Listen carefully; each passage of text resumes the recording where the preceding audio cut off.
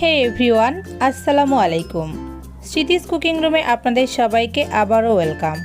আজকে আপনাদেরকে তৈরি করে দেখাবো সুজির হালুয়া। চলুন তাহলে কথা না বাড়িয়ে মূল রেসিপিতে চলে যাই। এখানে একটা প্যানে আমি 3 টেবিল চামচ ঘি নিয়ে নিচ্ছি।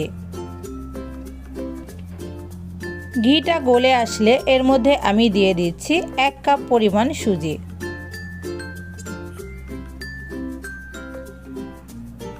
ঘিটার সাথে সুজিটা আমি খুব ভালো করে ভেজে নিব, চুলার ফ্লেমটা একদমই লো হিটে রেখে।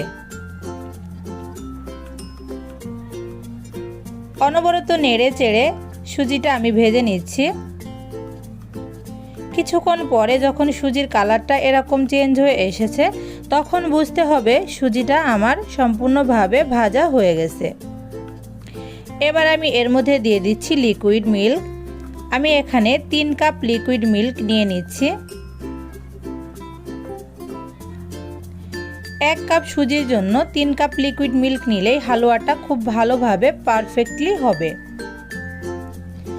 চুলার ফ্লেমটা বরাবরই লো হিটে রেখে এটা করতে হবে।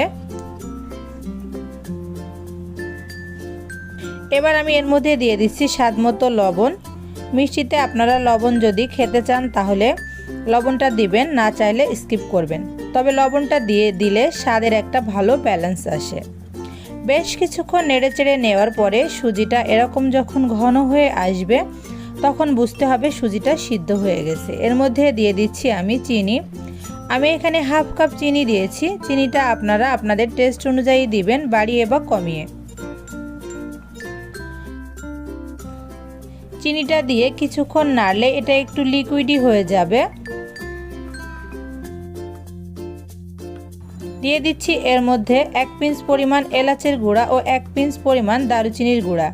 আগে থেকে ভিজিয়ে রাখা কিছু কিশমিশ আমি এর মধ্যে দিয়ে দিলাম। খুব ভালো করে নেড়েচেড়ে এগুলো আমি মিশিয়ে নিচ্ছি। কিছুক্ষণ নেড়েচেড়ে নেওয়ার পরে এটা কিন্তু কিছুটা ঘন হয়ে এসেছে।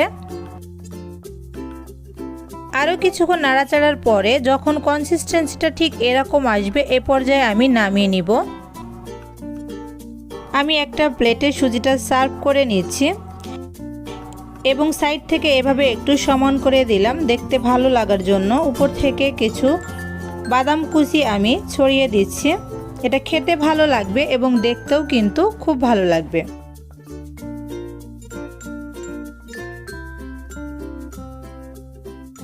কত সহজেই কিন্তু এই সুজির হালুয়াটা তৈরি হয়ে গেল। এই শবে বরাতে অবশ্যই এই রেসিপিটা ট্রাই করবেন, খেতে খুব ভালো লাগবে। রুটি কিংবা পরোটার সাথে এই হালুয়াটা খেতে আমার খুব ভালো লাগে। আপনারা একবার ট্রাই করুন, আপনাদেরও ভালো লাগবে।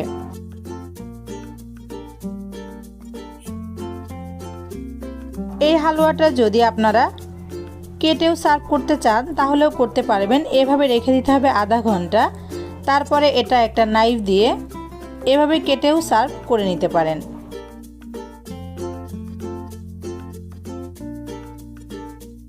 দেখুন ভিতরটা কতটা সুন্দর হয়েছে। এভাবে কেটে পিস করেও কিন্তু সার্ভ করা যায়। আপনারা যেটা পছন্দ সেটাই করতে পারেন। এতক্ষণ কষ্ট করে আমার ভিডিওটি দেখার জন্য আপনাদেরকে অসংখ্য ধন্যবাদ। যারা আমার চ্যানেলটিকে এখনও সাবস্ক্রাইব করেননি, প্লিজ আমার চ্যানেলটিকে সাবস্ক্রাইব করবেন এবং পাশে থাকা বেল বাটনটিতে ক্লিক করে রাখবেন, যাতে সহজ সহজ রেসিপিগুলো সবার আগে আপনার কাছে পৌঁছে যায়। সবাই ভালো থাকবেন, সুস্থ থাকবেন। আমার এবং আমার ফ্যামিলির সকলের জন্য দোয়া করবেন। আল্লাহ হাফেজ।